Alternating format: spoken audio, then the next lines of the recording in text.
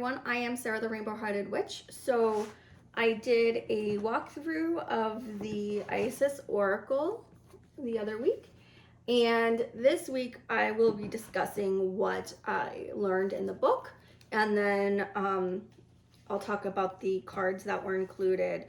So I'm going to start with the cards.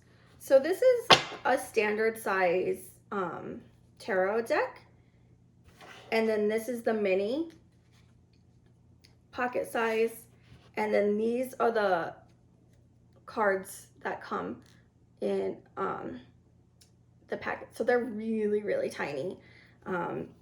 They are glossy and they're slippery. So what's nice though about handling them is that they're small, so they shuffle really nicely. Now the amulet cards, I feel like were provided more so that you could use them for protection, which is what an amulet is. Now I found my Ankh necklace that I sometimes wear, so I have it on today, and I found my bee ring that I had wanted to wear in the other video. So I have them on today. The Ankh, I was going to compare the size of my Ankh to the Ankh provided. However, I had brought this kit with me yesterday to Gypsy Sips Cafe, and it must have fallen out. I lost it. So anyway, in the book, it discusses the way you can use the amulet cards. You can either take the images and draw them on your headboard, or you can draw them on your hands, or there is something called, it's like, it looks like a boomerang, but it wasn't necessarily a boomerang. So what happened is in Egyptian culture, birds are your ancestors coming back. So they considered them a symbol of disorder. So they would make these throw sticks out of hippopotamus ivory. And then they would put different amulet designs on it. So this is what it looks like. So you could take, it tells you can take a boomerang and draw different symbols on it, and it talks about what the different symbols represent. So that is what I would say that the amulet cards are for. So if you don't want to draw them and you just want to place them under your pillow for protection while you sleep, or if you just want to carry it in your pocket, then you can do that. So that's what the amulet cards are for. Now the cards, it really doesn't tell you, how to use them, but I just did a reading for myself because later today I'm going to be going to a tarot workshop, and I just shuffled and asked, if today would be a good day to go do that. And this is the card I got. It's really cool. It says, anything that comes forth from the estate of Pita today will be good. Anything, anyone, any ritual met or performed on this day will be good for the whole year. Sing and make many offerings. So I take that as a good sign. So there's cards in here that tell you, it's a good day, or it's a bad day, or don't do this or don't do that. So you could just maybe draw this in the morning and be like, is today going to be a good day? And that's all you have to ask. Or is today a good day to sign a contract? Or is today a good day to invest? Or is today a good day, whatever. You could do that. So the calendar cards, that's how I would use them. Now, I would maybe call this kit, instead of the Isis Oracle, I would have maybe called this the Egyptian, like the beginner guide to Egyptian magic or something. This book had a lot of wisdom, and so it's really interesting. I had no idea where, now I know this, people could get offended because this word is not politically correct anymore. And it is interesting that I went to Gypsy Sips yesterday, but that the word gypsy comes from the word Egypt. It's shortened. So I learned that in this book. I learned about Heka, and Heka is the power that makes up the gods, all of earth, all of creation, everything and everyone has Heka.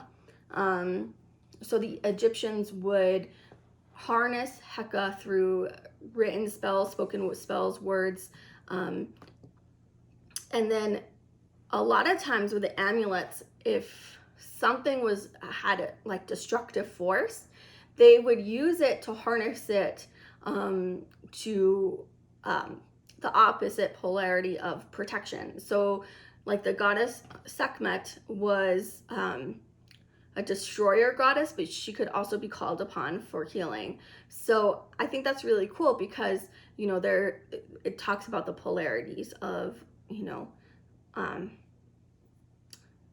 of life, of existence, and it talks about, you know, how we use vaccines today. We take something that's negative, the virus, and then we make it into a positive, and it protects the person. So anyway, it talks about how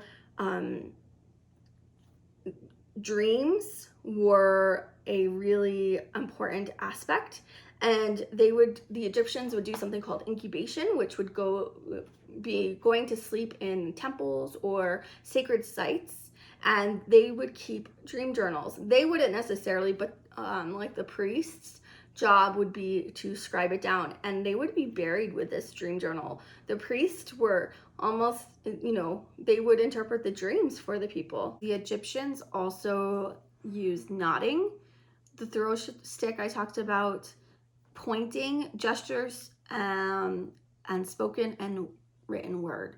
So all of these things were all part of daily use of magic, which they called Heka. And I found this really interesting. This is page 30. It talks about the ancient Egyptians believed that the strange and exotic contain elements of the universal creative life force. Unusual materials are prized in all cultures: gold, precious stones, and shells. So the cowrie shell is still considered a magical symbol in Caribbean cultures. And so the cowrie shell resembles, of course, the female genitalia. So females use this for protection, especially pregnant women. So they use gemstones like we still use today. Color was important, sound. So it's interesting, they did not necessarily use rhyming in their spells, but they used puns. So they used words that would sound similar. And then also their myths were really important in determining what was used as a protective amulet and what was considered non-sacred. So for the Egyptians and their myths, birds, fish, and pigs were played more negative roles in their myths. So before you worked your Heka, your magic, you would have to purify yourself. So they would use incense as offerings for the gods. They would clean themselves in their space. They would abstain from pork and fish. So it's interesting that they did the purification as well. And it talks about how in the underworld, that it's like the upside down world. Anything, the way that things are here, it's reverse there. So honey is sweet to us, but it's bitter to the underworld. So honey was protective in that way. The spirits wouldn't want to eat the honey or be near their honey because it tasted gross to them. So I found that interesting. Let's see.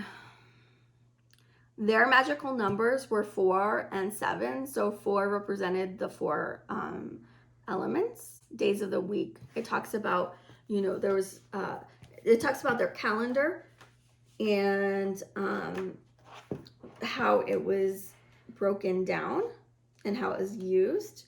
Let me see if I can find that in here.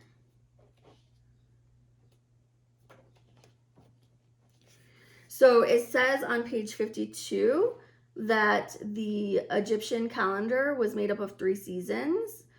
known as inundation, emergence, and harvest. And so each comprising of 4 months of 30 days each.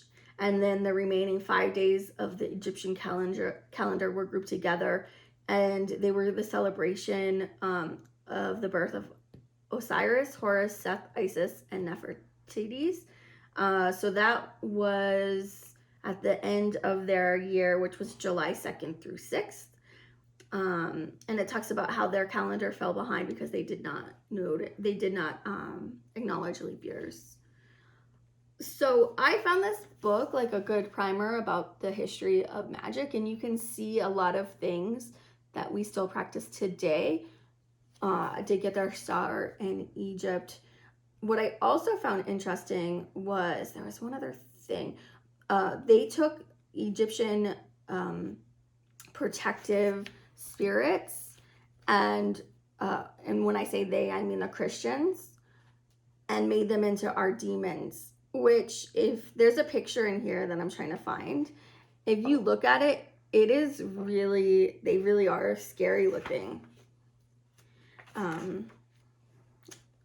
Because again, if it was scary looking, you know, if up is down and down is up, then I guess they would be good protection. They took things that were ugly or scary, made them smaller, and then it was used to protection. It was almost like, okay, they could harness it. So their statues, they felt really embodied the spirit of that god, goddess, or earth spirit or protector. So they would, if it was scary to them, they would shrink it. So it was almost like, okay, well then it's manageable.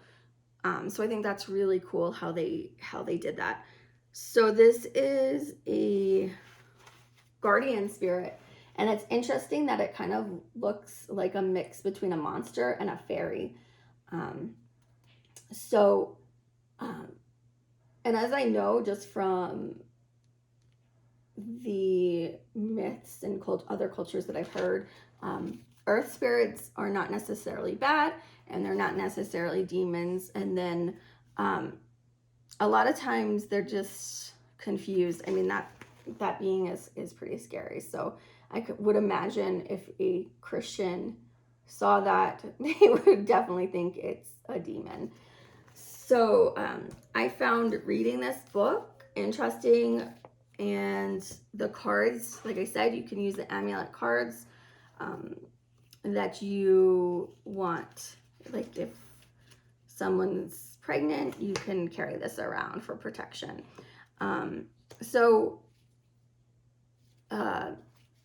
I wouldn't necessarily say it's like a traditional oracle deck. I wouldn't say it's as bad as some of the reviews on Amazon that I read. Yes, of course, it doesn't go as in depth. The book is only, let's see, 64 pages. But there's still ways you can use the calendar cards as an oracle. And then, of course, the amulets you would just work with as amulets. So I hope you enjoyed that today. I will see you next time. Bye, guys. Thank you guys for tuning in. If you like this video, please hit the like button down below and please subscribe. I will be uploading videos every Wednesday night, 7 p.m. Arizona time. Bye, guys.